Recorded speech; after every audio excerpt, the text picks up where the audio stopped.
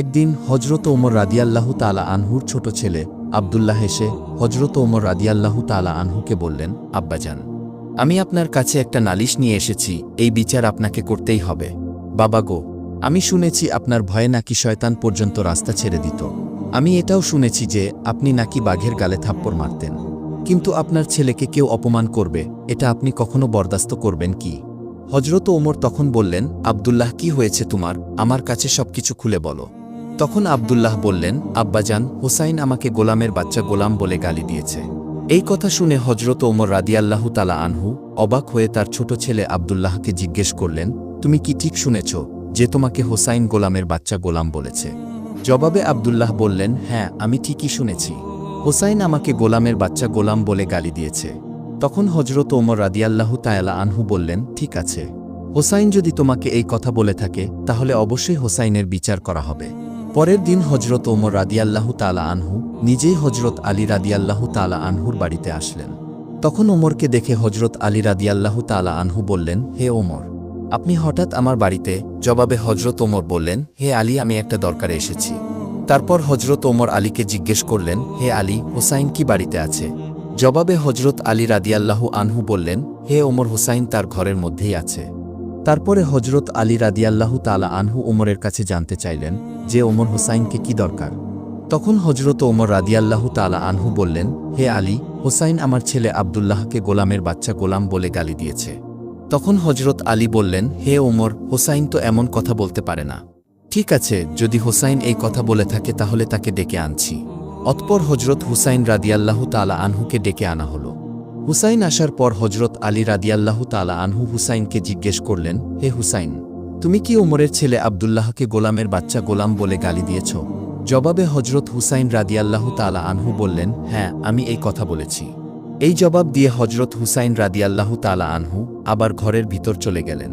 হজরত ওমর রাদিয়াল্লাহু তাআলা আনহু হজরত আলী রাদিয়াল্লাহু তাআলা আনহুকে বললেন, হে আলী, আমি এটার সঠিক বিচার করতে চাই। তখন হজরত আলী রাদিয়াল্লাহু তাআলা আনহু ওমরকে বললেন, এটা তো বাচ্চাদের ব্যাপার, এটা বাদ দিলে কি হয় না? তখন হজরত ওমর বললেন, হে আলী, ব্যাপারটা যদি বাদ দেওয়ার মতো হতো তাহলে আমি নিজেই বাদ দিয়ে দিতাম। হে আলী, আগামী শুক্রবার নামাজের পর মসজিদে নববীতে এই বিচার হবে। আপনি হুসাইনকে নিয়ে আসবেন। এই কথা বলে হজরত ওমর রাদিয়াল্লাহু তাআলা আনহু চলে গেলেন। হজরত ওমর চলে যাওয়ার পরে হজরত আলী রাদিয়াল্লাহু তাআলা আনহু ঘরের ভিতরে প্রবেশ করলেন এবং হুসাইনের ঘরে গিয়ে জিজ্ঞেস করলেন, হে হুসাইন, তুমি ওমরের ছেলে আব্দুল্লাহকে গোলামের বাচ্চা কেন বলেছ? জবাবে হুসাইন রাদিয়াল্লাহু তাআলা আনহু বললেন, আমি যা সত্য তাই বলেছি। তারপরে শুক্রবার দিন মসজিদে নববীর মধ্যে সমস্ত সাহাবীরা এবং মুসল্লিরা জমায়েত হল। সাহাবীদের মধ্যে কেউ কেউ বলাবলি করছিল, আজকে না জানি কি হয়, না জানি ওমর হুসাইনকে কি করে।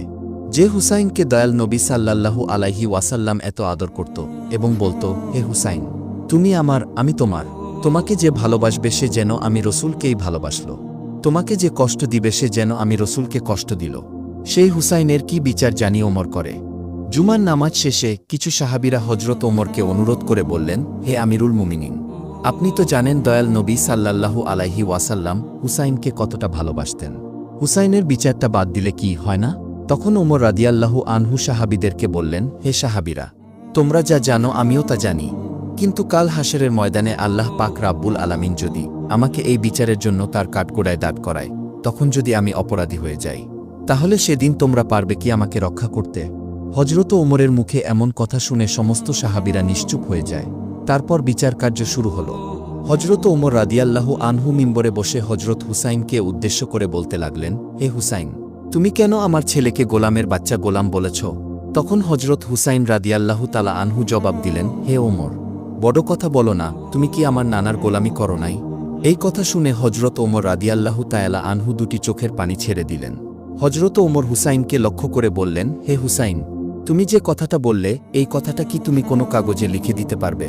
হুসাইন রাদিয়াল্লাহু তাআলা আনহু জবাবে বললেন, হ্যাঁ, অবশ্যই লিখে দিতে পারব।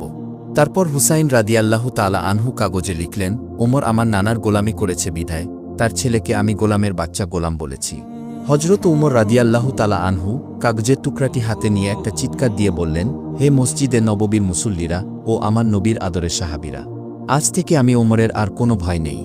আমি ওমর যেদিন দুনিয়া থেকে বিদায় হয়ে যাব সেদিন তোমরা হুসাইনের লেখা এই কাগজের টুকরো আমার কাফনের মধ্যে জড়িয়ে দিবে, আমার কাফনের ভিতরে ঢুকিয়ে দিবে।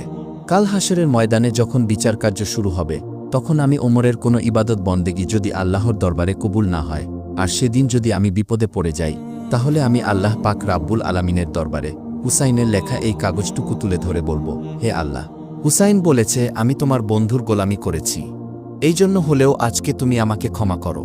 তারপরে মসজিদে নব্বীর সকল মুসল্লিরা একসাথে নারায়ে তাকবীর দিয়ে উঠলেন।